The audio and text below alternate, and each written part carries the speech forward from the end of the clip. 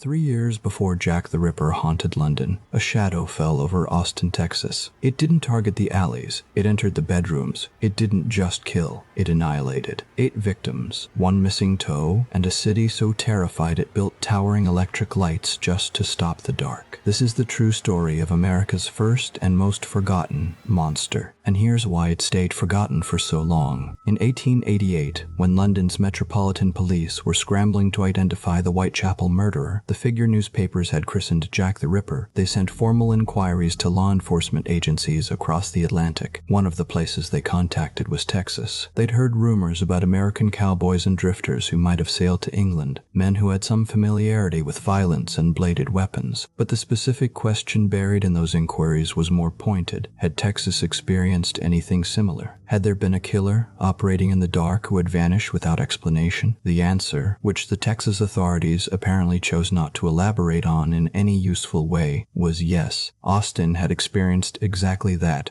a sustained, year-long campaign of midnight butchery that ended abruptly in early 1886. The London police never got a satisfying answer from Texas, and the people of Austin by that point had every reason to stop talking about what happened in their city between 1884 and 1885. The wounds were too fresh, the failure too embarrassing, the truth too complicated. What you're about to hear draws from primary trial transcripts from the 1880s, autopsy reports that sat buried in the Travis County archives for decades, and modern FBI behavioral profiling, the same kind used by criminal profiler Mark E. Safarik on the PBS series History Detectives when he examined this cold case over a century after the blood dried. This isn't folklore. There was a real man behind these killings, and the evidence, when you lay it all out carefully and look at it with trained eyes, points to a name that most retellings of this case barely mention in passing: Austin, 1884. You need to understand what Austin was in 1884 to grasp what happened to it. The city had roughly 17,000 residents. That's small, more of a big town than a real city by modern standards, but it was growing with a kind of aggressive optimism that's hard to overstate. The state had just broken ground on a new Capitol building, an enormous project designed from the outset to be taller than the U.S. Capitol in Washington, D.C. That was the ambition. Texas wanted its seat of government to physically tower over the federal one. Red granite was being quarried and hauled in. Workers, including convict labor crews, swarmed the construction site daily. Congress Avenue, the main commercial strip, had gas lights. A new mule-drawn streetcar system ran through the center of town. Austin had an opera house where touring companies performed. The University of Texas had just been established. There were hotels, banks, churches, and dozens of saloons doing strong business, since the city served as both a political center and a waypoint for cattle drives heading north. Local newspapers used words like progressive and modern constantly, the language of boosters trying to attract investment, new residents, and respectability. Austin wanted to be seen as a place with a future, a capital worthy of the name. Underneath that veneer of progress, the city was built on deeply segregated foundations. The economy of domestic labor, cooking, cleaning, laundering, was performed almost entirely by black workers, many of them women. These cooks, servants, and laundresses typically lived not in their own homes but in small outbuildings on the properties of their white employers, servants' quarters, detached shacks behind the main house separated by a yard or an alley. The structures were flimsy. Many didn't have locks. They were set apart from the family residence in a way that meant the people sleeping inside them were physically isolated, especially after dark. This arrangement was standard practice. Nobody questioned it. The white families who employed these workers saw the outbuildings as a convenience, close enough for the cook to start breakfast early, far enough to maintain social separation. What nobody thought about, or at least what nobody talked about, was the vulnerability it created. A person sleeping alone in an unlocked wooden shack 20 or 30 yards from the nearest occupied building, with no streetlights and a police force that barely patrolled the back streets. That person was exposed, and in 1884, something found them. The murder of Molly Smith. The night of December 30th, 1884 was unusually cold. Snow was on the ground,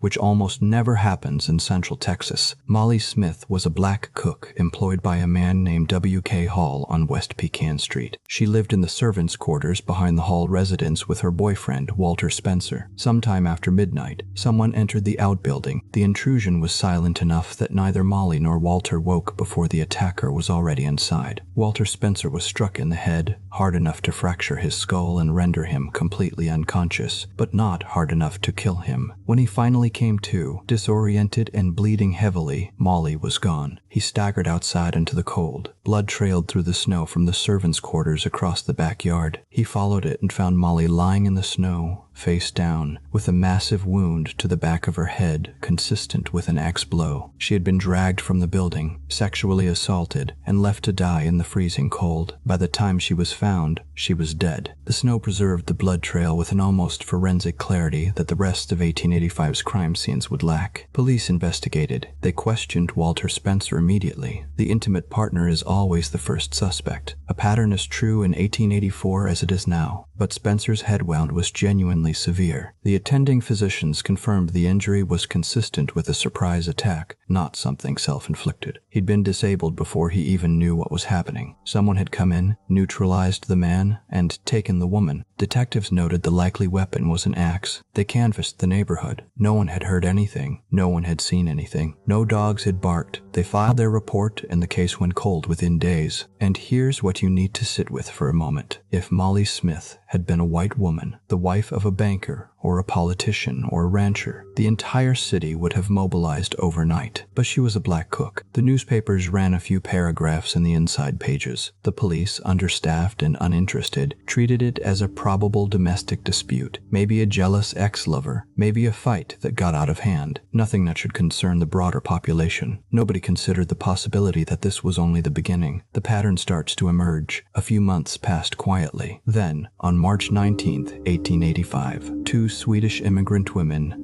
Clara Strand and Christine Martinson, were attacked in their beds. They worked as domestic servants, and they lived in quarters attached to their employer's property. Clara was seriously wounded in the assault. Christine was shot. Both survived, but neither could identify the attacker. It had happened in darkness. He came in fast, struck, and was gone before anyone could react. This attack created a problem for the domestic dispute theory. Clara and Christine weren't in relationships with violent partners. They were Swedish immigrants working in service. The attack didn't fit the convenient narrative that had been applied to Molly Smith's murder, but there was no formal effort to connect the two cases. The police treated each incident as isolated. Then May arrived, and the killer accelerated. On the night of May 6th, going into the early hours of May 7, 1885, Eliza Shelley, a black cook who lived with her family on East Cypress Street, was murdered in her bed. Her skull was cleaved open by an axe blow. Her children were in the same house. They woke up that morning and found their mother dead, her head split apart, blood soaking the bedding and the floor around her. I want you to hold that image for a second, because it matters. Small children, waking up in a dark room, reaching for their mother and finding what was left. This is what the newspaper accounts glossed over with euphemisms and what the police reports reduced to clinical language. Real children lived through that. The investigators found blood on the floor, signs of forced entry, and something else, something that would eventually become the case's most important physical clue. The bloody footprints left at the scene appeared to come from someone with a physical deformity. The outline of the left foot showed 4 toes, not 5. Whoever had done this was missing the little toe on his left foot. Nobody connected this detail to the Molly Smith murder publicly. Whether the same deformity was visible in the footprints at the earlier scene is unclear from surviving records, but the pattern was there for anyone willing to see it. 2 dead black cooks, both killed by axe blows to the head, both attacked at night in servants' quarters, both scenes showing no sign that the attacker had been seen or heard. 2 weeks later, on the night of May 22nd going into May 23, the killer struck again. Irene Cross, another black servant, was attacked in her home. The violence this time was different in method but equal in savagery. She was stabbed repeatedly, and parts of her scalp were torn away. The newspapers described her as having been scalped, which may or may not have been technically accurate, but conveys the severity. Irene survived, barely. She could not describe her attacker. He had come in the dark, done what he came to do,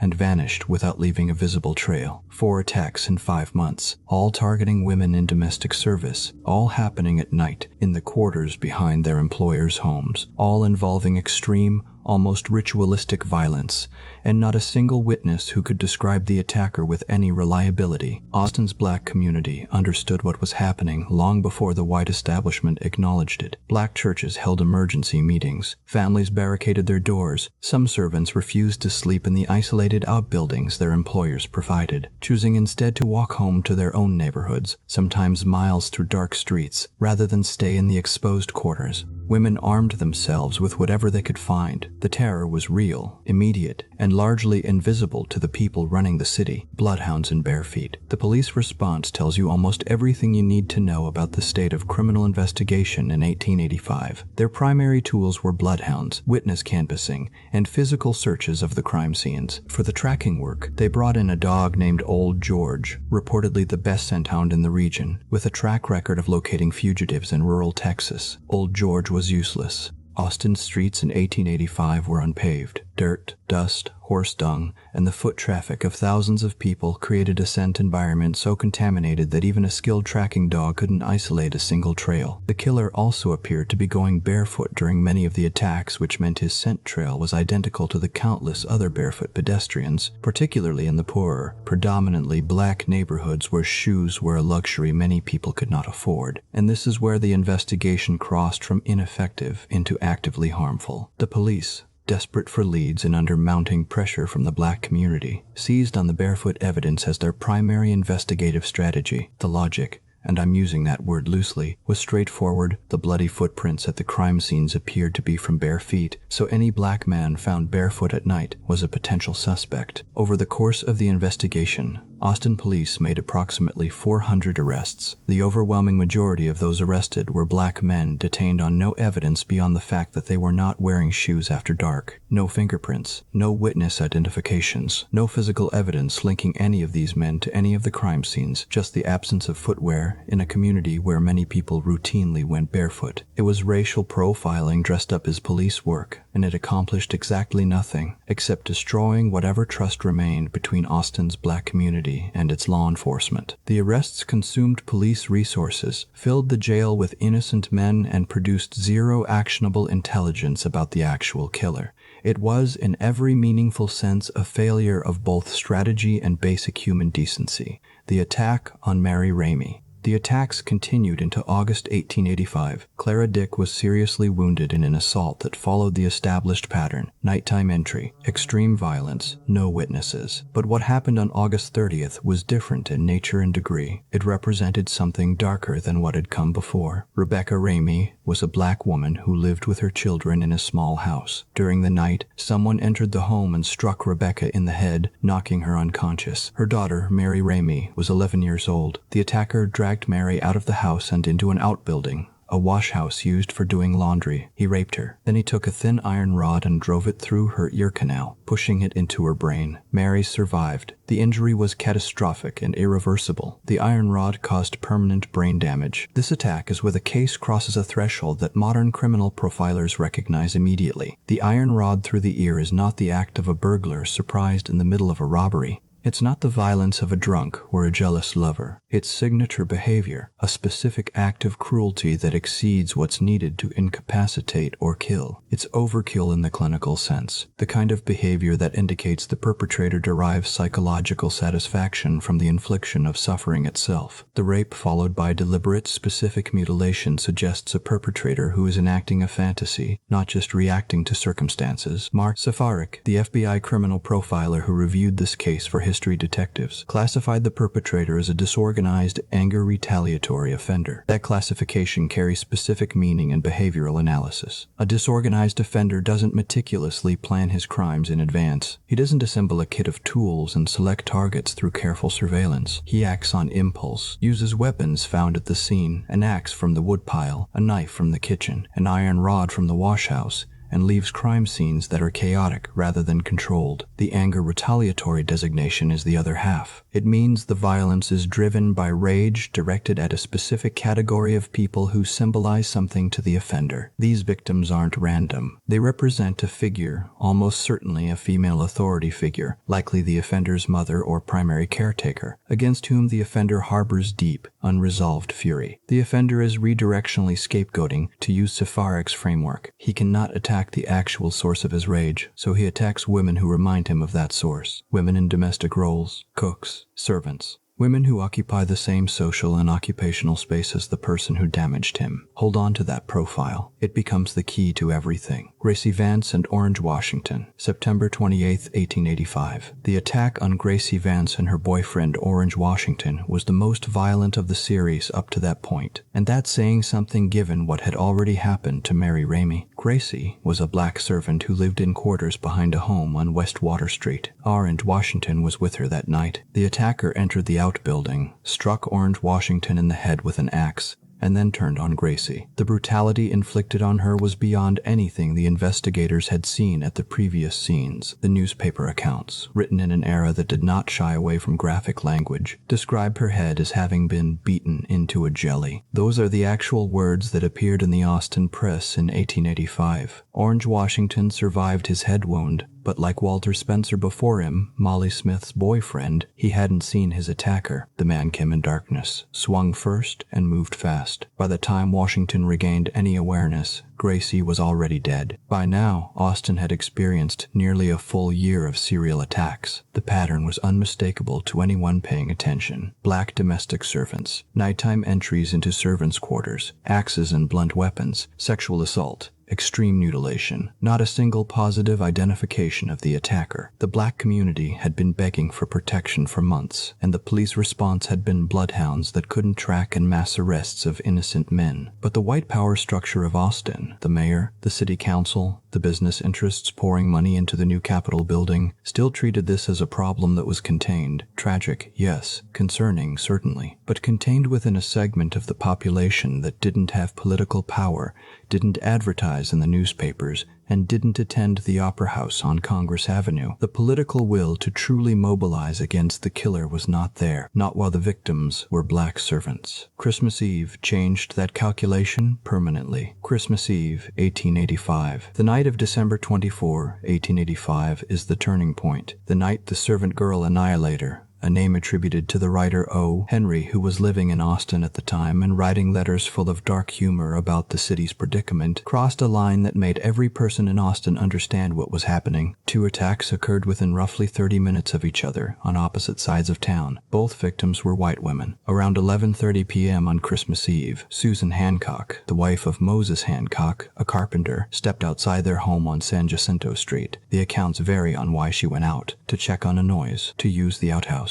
to look for something in the yard. She never came back inside. Moses eventually went looking for her and found her in the backyard. Her head had been split open by an axe, and a sharp object, possibly an iron pin similar to the one used on Mary Ramey, was lodged deep in her brain. She was dead. Approximately 30 minutes later, roughly a mile away, the second attack unfolded. And this one is where the case branches into personal complexity, where the victim's private life tangles with the violence, and where the investigation went sideways in ways that consumed Austin's courts for years. Eula Phillips was 17 years old. She was married to Jimmy Phillips Jr., the son of a well-known Austin family with money and social standing. On Christmas Eve, the young couple had been out socializing, and here's a detail that almost every account of this case mentions, but very few fully develop. Earlier that evening, Eula Phillips had visited the establishment of May Tobin. May Tobin ran what was politely called a house of assignation, a brothel. The reasons for Eula's visit are murky. Some accounts suggest she was conducting an extramarital affair. Others suggest she was meeting someone for purposes that were never made clear at trial. What is clear from the surviving testimony is that there was a confrontation at or near May Tobin's, some kind of altercation, an encounter that drew attention to Eula and made her visible to people who were watching. This is the gap that most retellings of this case leave wide open. The visit to May Tobin's was not just a scandalous biographical footnote.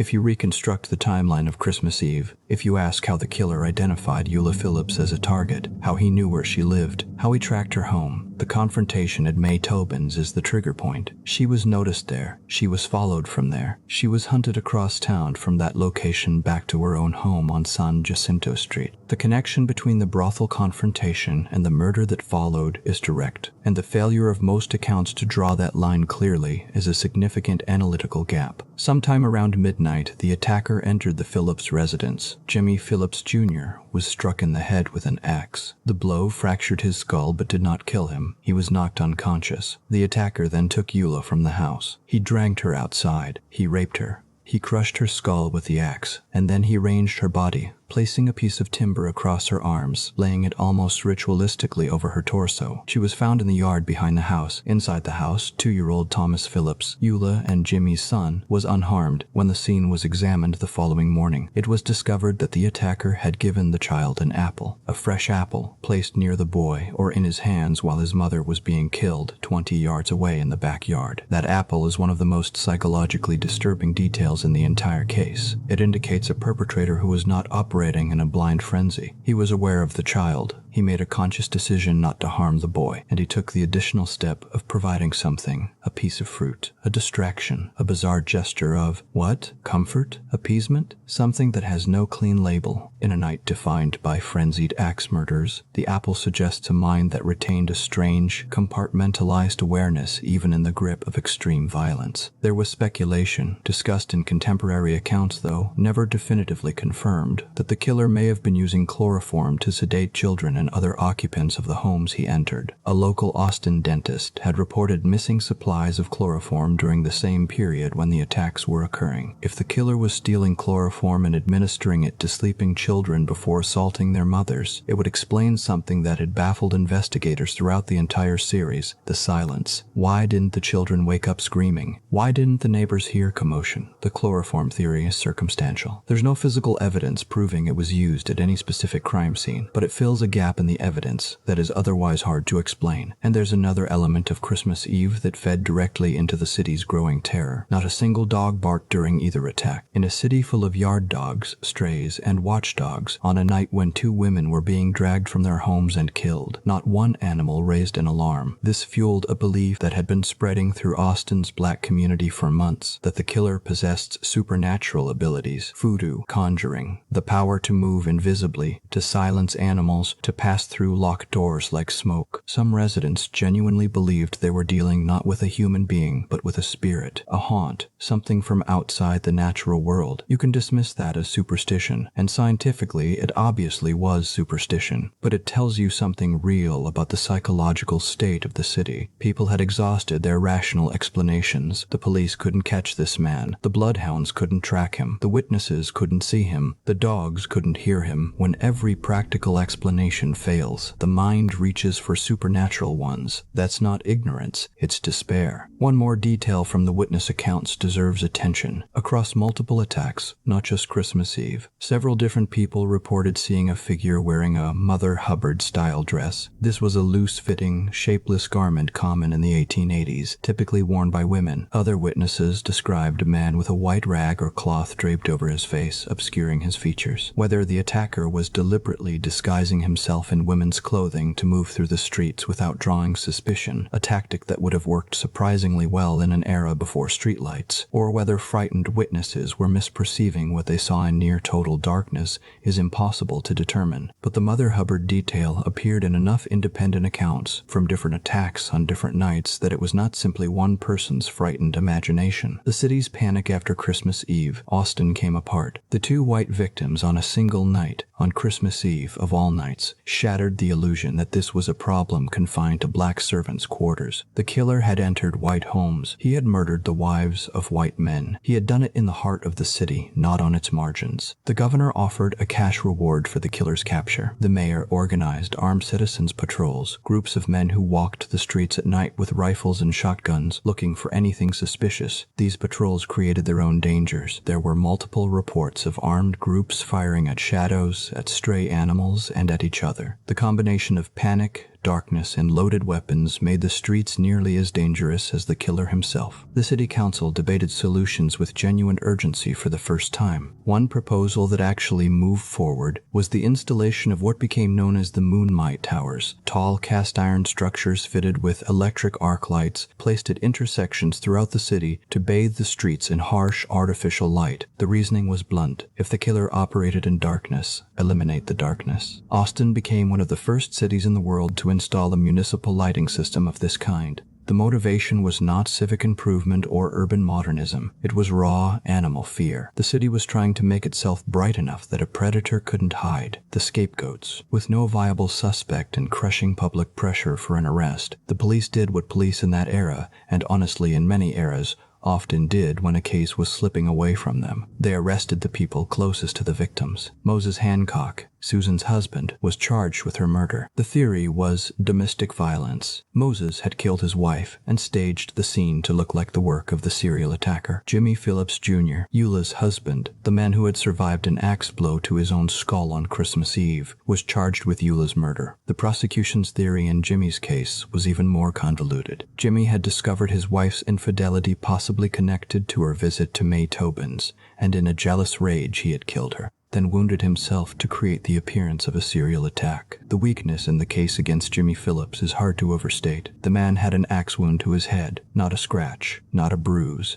A fracture to the skull that caused lifelong recurring headaches, debilitating episodes that plagued him for the rest of his life. The prosecution was arguing, essentially, that Jimmy had swung an axe into his own skull with enough force to fracture bone and cause permanent neurological damage, all to create an alibi. It is technically possible to self-inflict a head wound, but the severity of Jimmy's injury made that theory extremely difficult to maintain with a straight face. The trials became spectacles that dominated Austin public life for months. Both sides hired expensive legal talent. The defense teams, described by some contemporary observers as a dream team of Austin attorneys, hammered the prosecution on the obvious point. The Christmas Eve murders bore the identical signature of the killer who had been attacking black servants for the past year. Same method, same weapon, same nighttime pattern, same barefoot entry. If the husbands were guilty of domestic murder, then you had to explain why their crimes looked exactly like the 7 or 8 attacks that preceded them. The prosecution couldn't explain it. Both men were acquitted. Moses Hancock walked out of the courtroom a free man with a dead wife and a damaged reputation. Jimmy Phillips walked out with his headaches, his dead teenage wife, and a public association with the word murderer that would follow him for decades. Acquittal or not, the trial served a function for the city, though, even if that function was cynical. While the husbands were on trial, Austin could tell itself a story that was easier to live with than the truth. If Moses killed Susan and Jimmy killed Eula, then there was no serial predator. There was no invisible monster. There were just 2 terrible domestic crimes that happened to fall on the same night. That story required the acquittals to collapse, and when the juries delivered their not guilty verdicts, the comfortable fiction dissolved, and Austin had to face what it had been trying to avoid. The real killer was still out there, or rather, had been out there, because by the time the trials concluded, the attacks had stopped. The tools that didn't exist. The failure of Austin's police to solve this case during the killing spree was not entirely a failure of effort, though effort was certainly lacking in the early months when the victims were black. It was a failure of capability. The tools that would have cracked this case simply did not exist yet. Fingerprinting as an investigative technique wouldn't become standard in American law enforcement until the early 1900s. Blood typing hadn't been developed. Crime scene photography was in its earliest infancy, staged, slow, and available only to departments with resources Austin's force did not have. Luminol, the chemical reagent used to detect trace blood at crime scenes, wouldn't be synthesized until 1928. DNA analysis was over a century away. What the police had were bloody footprints, unreliable witness statements, and a tracking dog that couldn't follow a scent through unpaved city streets. The footprints, specifically the recurring detail of a left foot missing the little toe, were the strongest piece of physical evidence in the entire case. In a modern investigation, that deformity would have narrowed the suspect pool to a manageable number within days. Databases, medical records, systematic physical examinations of known offenders. Any of these tools would have led investigators directly to the answer. In 1885, the police knew what they were looking for but had no system for finding it. They had a distinctive physical marker and no way to match it to a specific individual short of knocking on every door in the city and asking people to take off their shoes. The witness descriptions were contradictory to the point of uselessness. Some described a tall man, others a short man, black, white, mixed race. The descriptions varied wildly. In near total darkness, under extreme stress, with adrenaline warping perception and pre-existing racial assumptions coloring interpretation, witnesses saw what their fear told them to see. The Mother Hubbard dress appeared in some accounts. A white face covering appeared in others. None of it was consistent enough to build a composite description that would hold up to scrutiny. Nathan Elgin in February 1886. The killing stopped for good. Not because of a breakthrough in the investigation. Not because of the citizens' patrols or the bloodhounds or the Moonlight Towers. Because of a shooting in a saloon that almost nobody connected to the murders at the time. A 19-year-old black cook named Nathan Elgin was shot by police in the Masontown neighborhood of Austin. The circumstances were these. Officers responded to a disturbance and found Elgin in the act of assaulting a young woman named Julia. When police intervened, Elgin resisted. He was shot. He died the following day from his wounds. On its own, this was a minor police incident. A violent crime interrupted. The perpetrator killed in the confrontation. The newspapers gave it a few lines. The public, exhausted from a year of terror and months of sensational murder trials, barely registered it. But when Nathan Elgin's body was examined, and here's where the entire case pivots, his left foot was missing the little toe, the same deformity, the same foot, the same distinctive physical marker that had been found in bloody footprints at crime scene after crime scene throughout 1884 and 1885. The match was documented. It was noted in autopsy records, and then nothing. The Austin police did not announce the finding. There was no press statement, no official declaration linking Nathan Elgin to the Serving Girl Annihilator murders. The autopsy report was filed away in the Travis County archives, where it sat for decades, largely unexamined by the public. The silence was deliberate, and the reasons for it were political. Consider what a public announcement would have meant. If Nathan Elgin was the killer, then Austin's entire law enforcement apparatus, the 400 arrests, the private detectives, the bloodhounds, the citizens' patrols, the trials of innocent husbands,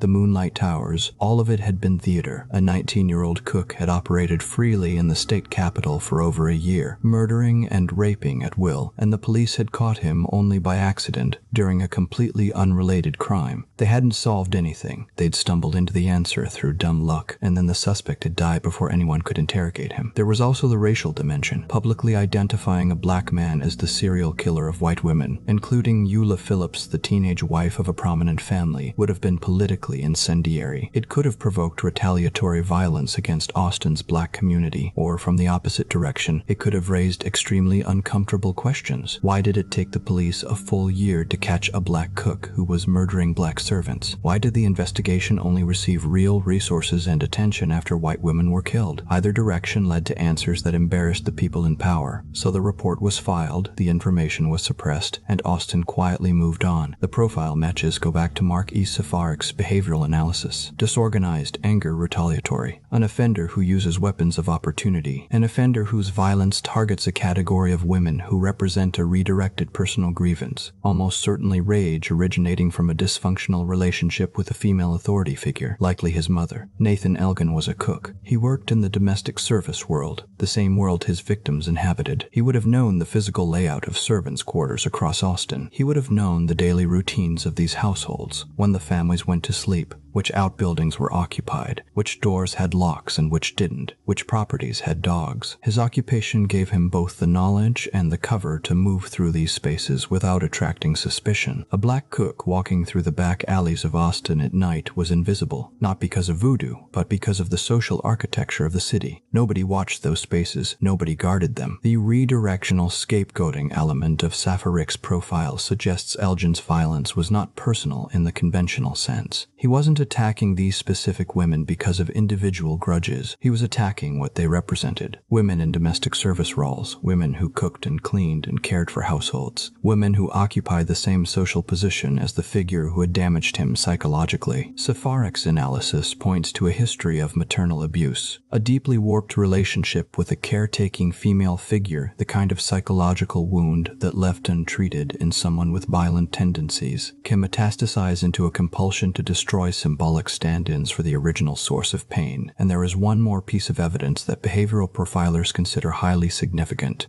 On Christmas Eve, 1885, the night of the two most savage attacks the night the killer escalated from black servants to white women, the night of Susan Hancock and Eula Phillips. Nathan Elgin's wife gave birth to their child. In behavioral analysis, this is called a stressor. Major life events, the birth of a child, a job loss, a relationship crisis, can function as triggers for individuals who are already psychologically unstable. The pressure of impending fatherhood, the financial burden, the emotional weight of a new family obligation. For someone already operating at the edge of violent breakdown, that kind of event doesn't stabilize them. It pushes them over the edge. The timing of the childbirth and the timing of the most extreme attacks occurring on the same night is not something a modern profiler would dismiss as coincidence. The escalation pattern across the full series of attacks also aligns with the profile. The early crimes in late 1884 and early 1885 targeted black servants exclusively. The violence was severe but confined to a single demographic. As the months progressed, the frequency increased. The intervals between attacks shortened. The savagery intensified, culminating in the assault on 11-year-old Mary Ramey in August. And then came the final escalation, Christmas Eve, when the killer crossed the racial divide and attacked white women for the first time. In behavioral terms, this trajectory reflects a compulsion that's outpacing the offender's ability to control it. Each attack provides diminishing psychological returns, demanding greater intensity, greater risk, and eventually different categories of victims to achieve the same internal effect. The shift from black servants to white women wasn't a change in preference. It was a loss of control. What was left behind the murders between 1884 and 1886 left scars on individual lives that most historical accounts skip past too quickly. Molly Smith, Eliza Shelley, Gracie Vance, Susan Hancock, Eula Phillips. Their names should carry weight on their own, separate from the sensational label attached to their killer. They were real people with real daily lives that were destroyed by a predator their city failed to stop. The survivors carried their own burdens. Irene Cross, stabbed and scalped, had to rebuild a life after an assault that would leave most people permanently broken. Mary Ramey, 11 years old, survived an iron rod being driven into her brain through her ear canal, the kind of injury that defines every subsequent day of a person's existence. Walter Spencer and Orange Washington, men who were nearly killed while their partners were being murdered in the same room, lived with those memories. Jimmy Phillips Jr. endured an axe wound, the murder of his teenage wife, a public prosecution for that murder, an acquittal that didn't fully clear his name, and headaches that never stopped. The institutional failures were equally lasting. Austin's police force had proven itself incapable of protecting its residents from a sustained serial threat, not because no such force could have done so, but because the specific combination of inadequate resources, racial indifference, and primitive forensic capability made failure almost inevitable. The mass arrest of black men for being barefoot was an early, ugly prototype of the kind of dragnet racial profiling that would plague American policing for generations. The prosecution of Moses Hancock and Jimmy Phillips demonstrated how quickly the justice system will sacrifice convenient defendants to satisfy public demand for resolution. And the suppression of Nathan Elgin's autopsy results showed that institutions, when faced with the choice between transparency and self-preservation, will almost always choose silence. The Moonlight Towers. Austin eventually purchased 31 cast-iron towers in 1894 second-hand, bought from the city of Detroit, which had been using them and decided to upgrade to a different system. Each tower stood 165 feet tall, topped with a cluster of carbon arc lamps that cast a harsh, bluish-white glow over a radius of several hundred feet. They were installed at major intersections throughout the city, creating pools of light that overlapped enough to eliminate most of the deep shadows where a killer could operate unseen. By the time the towers were actually erected and wired, the murders had been over for nearly a decade. Nathan Elgin was dead. The panic had subsided. The trials were finished, but the city council approved the purchase anyway, because the collective memory of 1884 and 1885 was still vivid enough to justify the expense. Those towers were, at their core, a monument to fear, rationalized as infrastructure, marketed as progress, but rooted in the simple, primal need to make the darkness go away. 17 of those original towers remain standing in Austin. They were converted from carbon arc lamps to mercury vapor, and some have been fitted with modern lighting elements. They're now listed on the National Register of Historic Places and are the last surviving moonlight towers anywhere in the world. They've become a beloved piece of Austin's visual identity. There's a tradition of swimming at Barton Springs Pool under the glow of the nearby tower on warm summer nights. The fear that built them has softened into local charm. The history is still there if you know where to look, but most people who pass beneath them have no idea they're walking under a 140-year-old response to serial murder. What we know and what we don't. The case of the servant girl annihilator was never officially solved. Nathan Elgin was never charged. The missing toe was never presented in a courtroom. No DNA was ever tested. No confession was ever given. The official silence maintained by Austin's government ensured that the window for a definitive resolution closed permanently decades ago. What exists is a strong circumstantial case, reinforced by modern behavioral profiling, pointing to Elgin as the most probable perpetrator. The physical evidence, the matching missing toe, is the hardest data point. The cessation of murders coinciding exactly with his death is the strongest pattern evidence. His occupation, placing him squarely within the domestic service world where all victims lived and worked, is the strongest contextual evidence, and the stressor of his wife's childbirth on the night of the most extreme attacks is the strongest behavioral evidence. Other suspects have been proposed over the years: a Malaysian cook who worked in Austin during the relevant period, an unidentified white man seen near multiple crime scenes, various attempts to connect the case to Jack the Ripper. None of these alternative theories carry the evidentiary weight of the Elgin hypothesis. That does not make Elgin's guilt a certainty. It makes him the strongest candidate in a case that will almost certainly never reach certainty. The name servant girl annihilator itself has always sat uncomfortably. It was coined for dark humor by O. Henry. The label reduces the victims to their occupational status and the manner of their deaths. It's memorable, which is why it stuck, but it flattens real people into a true crime brand, which is worth acknowledging even as you use the name because no other label for the case has gained traction. The murders that terrorized Austin between 1884 and 1886 did not end because of police work. They ended because a 19-year-old cook named Nathan Elgin walked into a violent confrontation in Masontown